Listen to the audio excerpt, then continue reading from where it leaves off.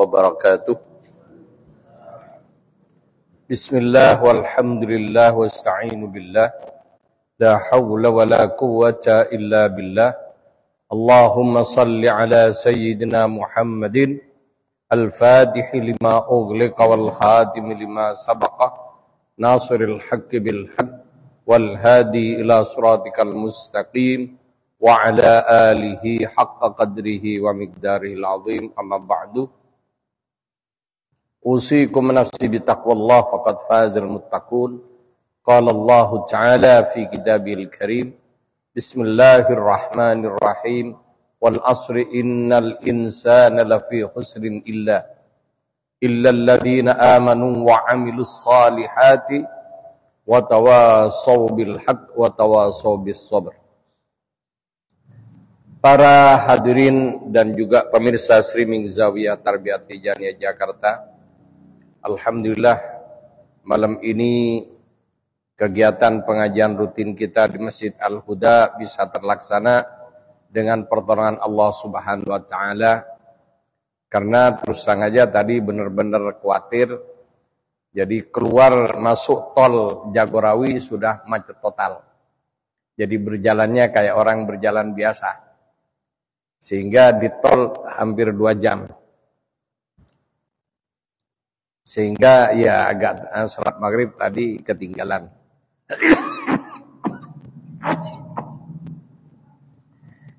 Para pemirsa rahimakumullah, kita menelaah sedikit tentang pesan Allah Subhanahu wa taala yang didahului dengan sumpah. Apa? Dan sumpahnya dengan sesuatu yang Allah berikan kepada makhluk, di mana hal tersebut ketika sudah keluar tidak pernah kembali.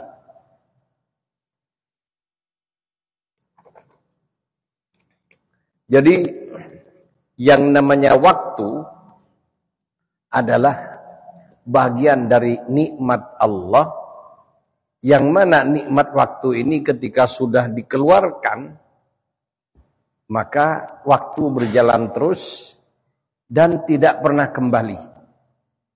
Dan kita baru sadar kalau sudah ya akhir-akhir, biasanya ada yang sadar, ada yang tetap tidak sadar.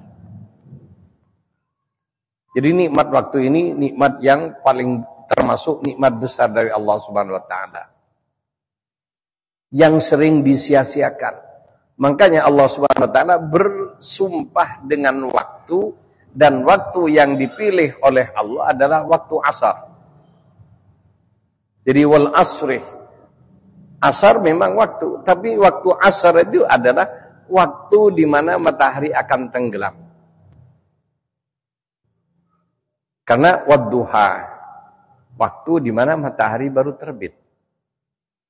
Wal laili idza saja dan sebagainya. Jadi banyak Allah bersumpah dengan waktu, termasuk waktu malam, waktu siang, dan lain sebagainya. Tapi untuk perkara umur, sumpahnya pakai wal asr. Demi waktu asar. Ya kalau kita terjemahkan lebih lugas, demi waktu di mana hari akan tenggelam. Hari akan berubah. Dan ini isyarah dari Allah Subhanahu wa taala bahwa manusia harus hati-hati dengan waktu. Kenapa? Yang umum ketika manusia diberi kesempatan hidup, ketika masa muda rata-rata enteng. Tidak ingat dengan tobat, tidak ingat dengan kematian. Padahal kematian mengintai kapan saja. Belum tentu tua baru mati. Tadi siang saya lihat kereta api dari arah Bekasi menuju Jakarta, ada orang melintas, ternyata tidak kedengaran kalau ada kereta mau lewat, sehingga baru kena serempet mati. Padahal anaknya masih muda. Lah ini salah salah satu bentuk rahasia kematian, yang mana kita tidak perlu nunggu tua, dan setelah mati kita bertanggung jawab kepada Allah Subhanahu wa taala. Para hadirin rahimakumullah,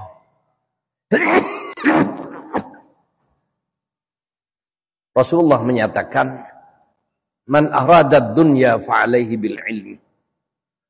Orang yang menginginkan kejayaan dunia harus punya ilmu. Wa man arada al akhirah fa alaihi bil ilmi.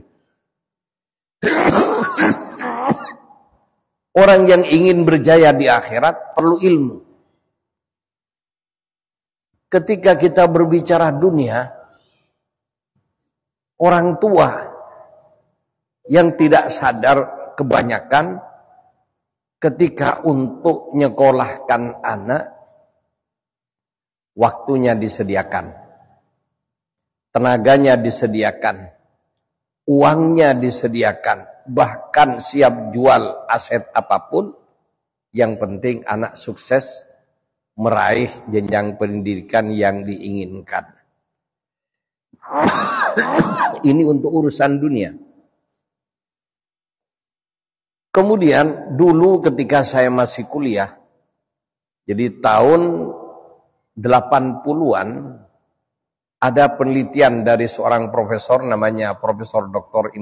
Siman Hadi, Rektor Universitas Jember, membuat penelitian biaya pendidikan yang harus ditanggung orang tua dari TK sampai dengan lulus perguruan tinggi S1 pada zaman itu taksirannya sekitar 130 juta, di mana kurs dolar pada saat itu hanya 2.000. Dan dengan devaluasi dengan sekarang ini ya sudah tidak cukup 130 juta, sehingga miliaran nilainya. Jadi ini juga yang perlu kita pikir bersama. Oleh karena itu, orang tua walaupun dia gajinya pas-pasan, penghasilannya pas-pasan, dengan berjibaku, berjuang, bahkan ada tukang becak dan lain sebagainya, punya anak sarjana, inilah orang tua untuk ngejar pendidikan dunia. Padahal pendidikan dunia ini, sarjana itu, kalau dipakai bekerja, taruhlah dapat pekerjaan umur 25 tahun. Umur 50 atau 55 sudah harus pensiun. Sehingga kalau 25 tahun baru dapat kerja, pensiun 55, 30 tahun dipakai. Yang harus dikeluarkan sekian miliar untuk saat ini. Gaji bulannya berapa? Kalau saya lihat, banyak kondisi tidak sesuai. Bahkan lulusan luar negeri sekarang yang ngojek banyak. Jadi sarjana sudah kurang laku. Tapi tetap orang tua mengejar pendidikan formal ini. Kira-kira orang yang jadi sarjana dijamin masuk surga apa tidak? Hah? Apakah orang jadi sarjana dapat pekerjaan yang mapan, apakah dijamin masuk surga atau tidak? Tidak ada yang bisa jamin. Dan biasanya kalau sudah sarjana punya pekerjaan mapan, timbul kesombongan. Ini juga penyakit yang bahaya, yang perlu kita pikirkan bersama. Sehingga tidak jarang masjid ya isinya adalah orang-orang yang dibilang ekonomi menengah ke bawah. Orang yang banyak duitnya malas kumpul ke masjid. Walaupun ada, tidak banyak. Masjidnya pun milih masjid yang elit. Kalau di Jakarta, Sunda Kelapa. Dengan yang kecil-kecil, ya karena merasa kumpul dengan orang bawah. Dan di situ tidak bertemu dengan orang-orang elit juga yang bisa jadi dalam pertemuan di masjid PDKT. Untuk apa? Bisnis. Tetap nilai ini dipikir. Karena saya pernah juga ya dari jadi direktur haji umroh dulu, ketika Wapres Pak Hamzah Has itu mau berangkat umroh, ya, kemudian minta saya yang mengarrange acaranya, karena Wapres yang mau berangkat, dia minta wanti-wanti dirahasiakan. Akan tetapi ya atasan kami pada saat itu merasa kurang pede. Padahal anak perusahaan Garuda merasa tidak pede. Akhirnya tidak jadi. Diambil travel lain. Kemudian ya ternyata apa? Yang ikut dari pengusaha banyak. Bahkan orang-orang tidak sholat ikut umroh. Kenapa? Ingin PDKT dengan Wapres. Apa tujuannya? Tidak lain proyek. Nah, ini. Kembali kepada pendidikan dunia. Ya, pendidikan dunia. Orang tua berlomba-lomba, berjibaku untuk mendapatkannya. Sampai-sampai dulu ada berita di Bekasi, orang tua bunuh diri karena tidak bisa bayar SPP untuk anaknya. Kejadian. Ini rame di koran dulu ketika tahun 2000, sekitar 2004 kejadiannya. Para hadirin rahimakumullah, ini untuk dapat dunia yang nanti dipakai kurang lebih 30 tahun manfaatnya. Yang disediakan modal awal miliaran. Sehingga ya inilah, banyak orang hanya mikir dunia, tidak mikir akhiratnya. Giliran untuk belajar Quran, ya, karena saya di Jakarta Pusat, tinggalnya di Menteng. Waktu itu saya Imam Cudmutia. Saya buka madrasah Quran. Kemudian, bagi apa yang terjadi? Ada satu keluarga punya anak 3, ya, masuk, punya 1 Iqra yang sudah lecek untuk anaknya bertiga. Ketika tahun ajaran baru, di mana ketika ajaran baru, ya kita tahu di Menteng kan tempatnya pendidikan mahal. Jadi harus bayar ratusan ribu, langsung ada. Beli Iqra 10.000, enggak ada. Ini perhatian orang tua pada anak untuk agamanya, untuk akhiratnya, dan untuk dunianya. Untuk dunia dikejar mati-matian. Giliran Quran, beli bukunya aja malas. Apalagi kalau pas narik jelas SPP-nya. Dipatok dengan harga tinggi. Apa tuduhannya? Wah, Ustadz ini mata duitan. Jadi kalau Ustadz ngajar Quran harus jadi malaikat, tidak usah mikir makan, tidak usah mikir pakaian, tidak usah mikir apapun. Dianggap malaikat. Kalau narip nanti, wah ini mata duitan. Tidak ikhlas. Tapi untuk belajar gitar, Pak, les piano, les main drum, coba berapa harus bayar? Ratusan ribu dibayar sama orang tuanya. Apa? Demi karir anak. Inilah orang ngejar dunia. Yang nanti digunakan sementara. Oke, profesinya jadi musikus dan macam-macam. Pekerjaan tidak ada yang dipakai lebih dari 40 tahun. Kurang lebih 30 tahun. Dimodalin sekian dan ya untuk ke sekolah. Ketika seorang anak molor tidurnya sampai tidak masuk sekolah, orang tua marahnya bukan main. Coba giliran sholatnya, waktunya sudah habis, anaknya belum bangun, karena kasih sayangnya, kasihan. Tidak dibangun. Ini yang perlu kita renungkan. Termasuk untuk ngaji. Untuk belajar di mana kalau bisa membaca Al-Quran atau ilmu pengetahuan yang lain. Di dunia pun juga ada rezeki di situ. Dan di akhirat sudah dipastikan Allah akan menjamin.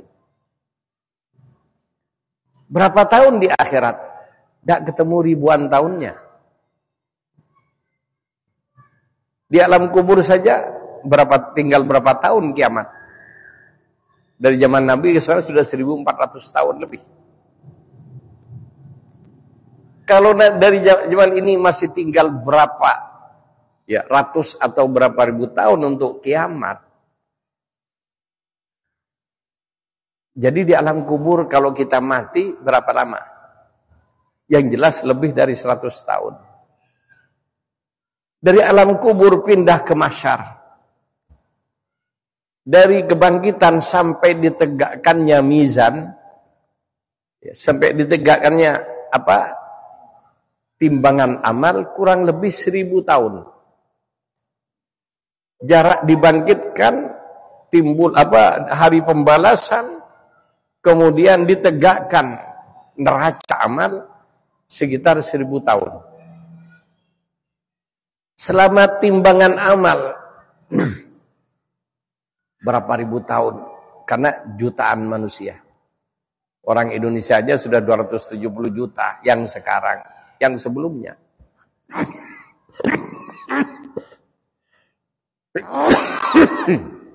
Nah, ini yang perlu kita pikirkan. Setelah itu harus lewat di atas sirat, di atas jembatan. Apa itu jembatan sirat itu? Jembatan yang modelnya tegak lurus, horizontal, kemudian tegak lurus, horizontal lagi. Ini bentuknya sirat. Jadi jalannya datar, naik, dan datar lagi. Masing-masing 500 tahun perjalanan kalau jalan kaki. Sehingga totalnya di sini kalau jalan kaki normal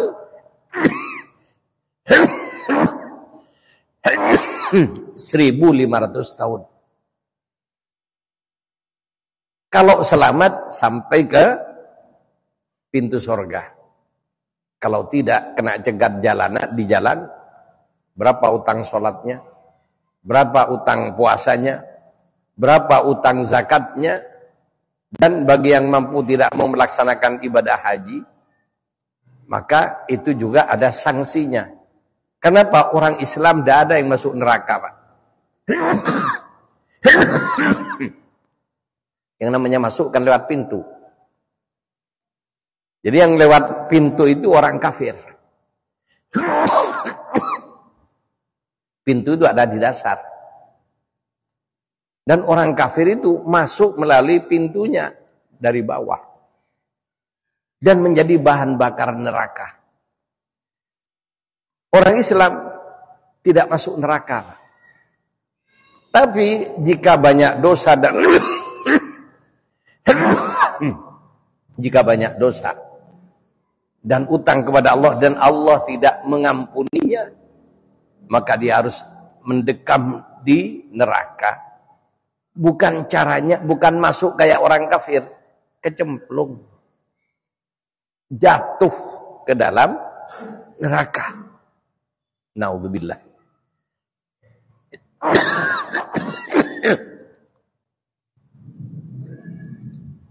Jadi orang yang jatuh ke neraka inilah siksaannya paling ringan. Paling ringannya di neraka, yaitu seorang masuk, jatuh ke dalam neraka, diberi sandal dari besi, tapi besi yang membara. Yang mana karena sandal yang dipakai ini, setiap orang yang berpapasan dengan orang yang pakai sandal ini akan lari ketakutan karena mendengar betapa otak orang tersebut menggelegak, mendidih. Seperti mendidihnya gunung berapi ketika mau meledak. Sehingga orang lari. Sehingga jangan ikut guyonannya orang-orang, enak masuk neraka nanti bisa ketemu artis. Kan ada yang ngomong gitu kan? Sehingga ya itulah perlu diingat, penduduk neraka satu sama lain saling menjauh karena ketakutan. Kenapa? Siksa paling ringannya aja dikasih sandal besi yang membara, dan gara-gara pakai sandal itu ya otaknya mendidih, menggelegak laksana gunung api yang akan meletus. Naudzubillah. Bisa dibayangkan kayak apa siksa Allah Subhanahu wa taala. Para hadirin rahimakumullah. Jadi ini perjalanan akhirat. Ya. Panjang dan mengerikan. Tapi jarang orang berpikir tentang ini. Yang dipikirkan orang tua, coba anak-anak ditertibkan. Yang dipikirkan orang tua, kalau anak saya tidak sekolah, kan gitu kan? Nanti tidak punya masa depan. Karena tidak mendapatkan pekerjaan yang pantas. Dan dari situ banyak orang tua berpikir mata ta'kuluna min ba'di. Nanti anak-anak saya mau makan apa? Gara-gara mikir nanti mau makan apa yang dipikir, maka lupa dengan yang lebih penting diperhatikan orang tua, ma ta'buduna min ba'di. Nanti anak saya kalau tidak diajari agama dengan benar, akan nyembah siapa? Ini. Anak saya sholat apa tidak? Oke, sholat, kalau sekedar sholat banyak yang bisa belajar dengan yang dasar-dasar. Tapi yang lain, ini para hadirin rahimakumullah, yang penting kita fikirkan dan kita renungkan bersama untuk masa depan dalam arti yang sebenar-benarnya. Sehingga kata Sayyidina Ali karamallahu wajhah, dia punya semacam kata mutiara. Apa kata beliau? Barang siapa yang berfikirnya hanya mikirkan apa yang akan masuk ke dalam perutnya, harga dirinya adalah sama dengan barang yang keluar dari perut tersebut. Ini orang-orang yang hanya mikir besok makan apa, karena pikirannya hanya perut, makan dan makan, yang penting makan enak, akhirnya tidak peduli apakah makanan itu haram atau halal. Ya karena sudah tidak peduli, diisilah sembarangan, yang haram masuk, yang halal masuk. Karena sudah banyak daging haram numpuk. Kan makanan jadi saripati, diserap, ada yang jadi darah, ada yang jadi sel daging, ada jadi sel tulang belulang. Maka Nabi menyatakan daging yang tumbuh dari makanan haram, maka neraka yang cocok bagi daging tersebut. Oleh karena itu, jangan berharap orang yang makan haram itu nikmat sholatnya.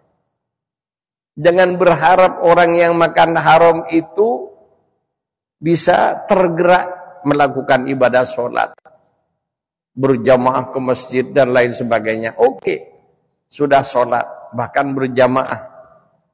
Akan tetapi, siapa yang bisa menikmati sholat? Bagaimana menikmati sholat? Ketika orang itu bisa mi'raj dengan sholatnya. Karena as-sholatu mi'rajul mu'minin. Jadi sholat itu adalah mi'raj bagi orang-orang beriman. Bagaimana mungkin ya ruh, ya, jiwa yang ada pada orang tersebut, di mana letaknya ruh atau jiwa ini secara khusus di tempat namanya kolbun. Kolbun itu jantung itu Pak. Yang dimaksud ini kolbun itu jantung. Karena jantung ini yang bereaksi. Coba ketika kita takut, yang dag-digduk apanya? Jantung. Orang yang lagi marah, yang berdebar-debar sampai ini, jantung. Sehingga kalau orang marah gampang kena stroke. Ini kolbun, ini jantung ini. Ketika jantung itu dilewati darah yang najis dan haram, dan jantung itu menjadi markasnya ruh manusia tersebut, bagaimana mungkin hatinya ketika takbir ingat Allah dan juga membaca surat pendek dan macam-macam Al-Fatihah nyambung dengan Allah yang Maha Suci. Kalau aslinya hati itu suci, akan tetapi dilewati darah yang tidak suci, tidak najis, yang tidak suci dan najis, haram, maka jangan berharap khusyuk sholatnya. Karena tidak khusyuk, jangan berharap merasakan nikmatnya sholat. Kenapa kok ada orang zikir semalaman tidak ngantuk? Karena dia merasakan lezatnya zikir. Kenapa ada orang tengah malam bangun, orang lain enak tidur? Ketika terbangun bukan untuk wudhu tapi memperbaiki selimutnya. Tapi ada orang setiap malam pada jamnya dia akan bangun langsung wudhu dan sholat. Sholat sunnah takarrub kepada Allah. Bermunajat kepada Allah subhanahu wa ta'ala. Dan merasakan. Sehingga kalau semalam aja tidak bangun dia merasa kerugian. Kerugian yang sangat besar. Ada yang seperti itu. Kenapa? Karena sudah merasakan nyamannya sujud kepada Allah subhanahu wa ta'ala. Merasakan lezatnya sujud kepada Allah subhanahu wa ta'ala. Maka di antara cara agar supaya kita bisa merasakan nikmat tersebut adalah menjaga perut kita dari perkara haram. Jangan sampai masuk. Kenapa? Akibatnya panjang. Silakan Anda hati-hati makan. Dan ini tidak bisa sekaligus. Perjuangan ini. Minimal setelah sekian bulan Anda pelihara perut dari makanan yang haram.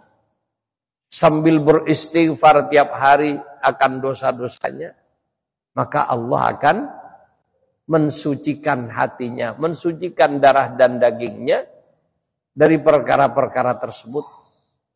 Ya. Dan caranya Allah mensucikan itu macam-macam. Kadang-kadang dikasih penyakit. Makanya orang yang sakit itu jangan merasa kena adab. Bisa jadi itu terapisnya. Coba orang dipijat sakit apa enggak? Tapi kalau tidak dipijat tidak sembuh kan? Lah itu diantaranya seperti itu. Jadi hukumnya apa? Hukum alamnya atau sunnatullahnya kayak gitu. Sehingga setelah merasakan tidak nyaman dan orang itu bersabar, maka Allah hilangkan najis-najis yang ada pada dagingnya. Najis-najis yang ada pada darahnya. Maka bertahap. Jadi apa? Muhadarah, timbul kesadaran. Hadir hatinya. Ketika sholat merasa hadir hatinya, sholat di hadirat Allah subhanahu wa ta'ala. Kemudian bagaimana agar lebih nikmat lagi? Sehingga datang mukasyafah. Bagaimana? Terbukanya mata hati seorang hamba.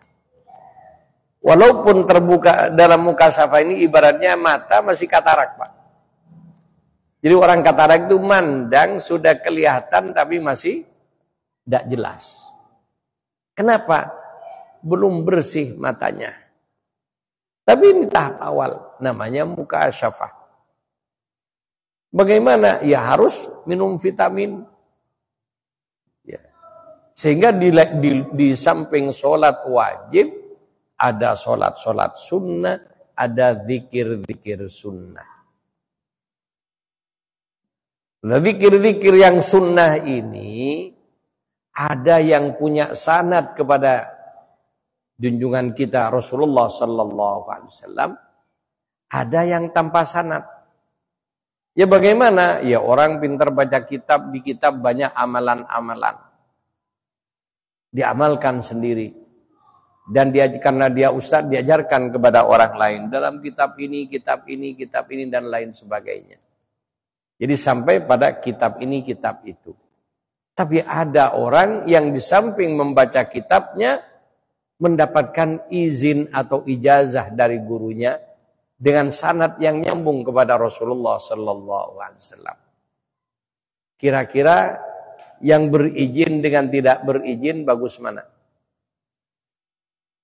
Bagus mana kira-kira? Itulah perbedaannya berizin dengan tidak berizin, Pak. Contohnya yang paling gampang, ngetik di komputer. Anda datang ingin bikin surat undangan, ingin bikin macam-macam, bikin skripsi atau macam-macam, datang ke pengetikan. Jadi di pengetikan itu per lembar berapa? 3.000. Ya. Paling tinggi 4.000. Umumnya kalau yang kayak undangan-undangan 1.000. Itu kalau di tempat pengetikan. Kenapa? Tidak perlu izin. Buka jasa pengetikan komputer. Mau bikin surat kayak apa? Bisa. Ya, tergantung modelnya, disitulah juga ada harga. Tapi tidak ada yang sampai ratusan ribu. Di sebelahnya ada orang ngeluarkan 10 lembar harganya 10 miliar. Percaya enggak? Di sebelah pengetikan ini ada orang bisa mengeluarkan surat 10 lembar harganya 10 miliar. Percaya enggak? Siapa? Kantor notaris. Yang namanya notaris punya izin yang sanadnya ke Menkumham. Di mana Menkumham ini pembantu presiden. Jadi ibaratnya jika presiden itu ibaratnya nabi, menteri-menteri itu adalah para walinya. Jadi Allah SWT mempunyai, mengutus para nabi dan para rasul untuk menyampaikan risalahnya. Termasuk juga ada jabatan. Yang mana dia adalah ahlullah, pejabat Allah Subhanahu wa taala. Orang kalau ingin dapat pahala besar, ya harus mengerjakan amalan yang punya sanad nyambung kepada Rasulullah melalui walinya Allah. Tidak bisa pas baca kitab, baca ini dan sebagainya, keterangan ini langsung dibaca, tetap dapat. Kalau itu bacaan dari Quran, per huruf 10 kebaikan, 10 pahala. Tinggal berapa huruf dan dibaca berapa kali. Kalau selawat, 1 selawat, 10 selawat dari Allah Subhanahu wa taala. Man shalla alaihi salatan sallallahu alaihi biha asyra. Akan tetapi kalau bacaan itu punya izin resmi nyambung kepada Rasulullah sallallahu alaihi wasallam melalui para walinya Allah, maka itulah amalan yang gede pahalanya. Sesuai dengan martabat wali ini. Sehingga murid satu wali dengan murid wali yang lain tidak sama pahalanya. Apa? Tergantung wali yang menjadi gurunya. Ya ibaratnya di alam nyata, menteri banyak, Pak. Ya. Menteri banyak. Akan tetapi gaji dari masing-masing kementerian berbeda satu sama yang lain. Tergantung apa? ketinggian martabat dari kementerian tersebut di mata negara. Sehingga ada yang ikut menteri ekonomi gajinya sekian, pendidikan gajinya sekian, dan lain sebagainya. Demikian itulah amalan-amalan yang diijazahkan oleh para walinya Allah. Jangan heran kalau satu sama lain berbeda tergantung martabat wali tersebut di hadrat Allah dan Rasulnya. Jadi inilah yang dikenal dengan thariqah, dan thariqah ada yang muktabar nyambung pada Nabi, ada yang ghairu muktabar, tidak punya sanad pada Nabi. Seperti itulah para hadirin, karena sudah masuk waktu Isya, maka untuk malam ini kita cukupkan. Semoga ini ada manfaat dan menggugah hati kita. Kenapa? Umur kita pendek. Dan umur yang pendek ini, kalau kita beribadah hanya mengandalkan martabat kita, belum tentu cukup untuk nebus dosa-dosa kita. Sebagaimana doanya ya, para aulia, dunubi mislu adadil rimal. Dosaku laksana pasir di lautan. Dunubi mislu adadil rimali. Wa dzambi zaidun dunubi mislu adadil rimali. Fahabli taubatan ya dzal jalal. Ya Allah, berilah kami taubat. Ya. Oleh karena itu, yang jelas, kalau kita berbuat maksiat, pasti maksiat dan dicatat sebagai dosa. Tapi ketika kita berbuat baik, belum tentu dicatat sebagai kebaikan, masih disaring dulu. Ikhlaskah kita dengan kebaikan tersebut? Kalau tidak ikhlas, Allah tidak berkenan. Jadi untuk kebaikan banyak saringannya. Tapi untuk maksiat tanpa saringan. Satu maksiat, kenapa Allah membalas satu maksiat dengan satu dosa? Karena dosa tidak perlu disaring. Tapi satu kebaikan Allah balas 10 kali lipat. Karena kebaikan perlu ada saringannya. Demikian, semoga kita diberi kesadaran dan memanfaatkan umur kita sebaik-baiknya untuk kemaslahatan dan keselamatan kita, baik di dunia maupun di akhirat. Kurang lebihnya mohon maaf. Wassalamualaikum warahmatullahi wabarakatuh.